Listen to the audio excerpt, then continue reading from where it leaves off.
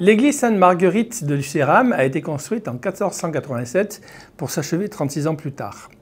De récentes découvertes montrent qu'elle a été bâtie sur des anciennes structures du château du XIIIe siècle des comtes d'Anjou. De style gothique à l'origine, elle a été baroquisée à la fin du XVIIIe siècle. Dédiée à Sainte Marguerite d'Antioche, vierge martyre du IVe siècle, la légende dit que jeune bergère rencontra un notable dont elle repoussa les avances. Suppliciée à plusieurs reprises, elle refusa de renoncer à sa religion catholique. Enfermée dans les geôles du palais, elle affronta un dragon dont elle transperça le ventre avec la croix qu'elle tenait dans ses mains.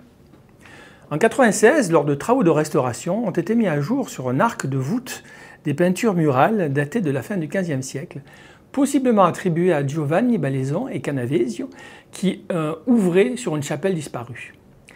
Très peu d'édifices religieux de la région ont une telle richesse artistique que vous pourrez découvrir à l'aide d'un audioguide qui vous expliquera la signification des retables et du trésor d'orfèvrerie religieuse qui est présenté, un des plus importants de France, avec plus de 40 pièces, dont une Sainte Marguerite hissant du dragon.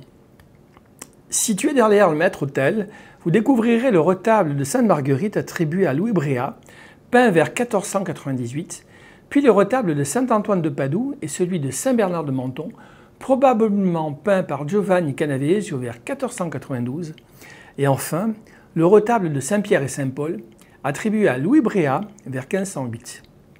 Vous pourrez également découvrir dans le village le musée des vieux outils et de l'histoire locale et le musée de la crèche, unique dans la région, où sont exposées plus de 150 œuvres, dont certaines animées, et une collection de crèches du monde. Enfin, comment ne pas parler de Lucéram sans évoquer le circuit des crèches, connu dans le monde entier, et qui attire chaque année des milliers de visiteurs pour admirer les 450 crèches exposées. Bonne découverte!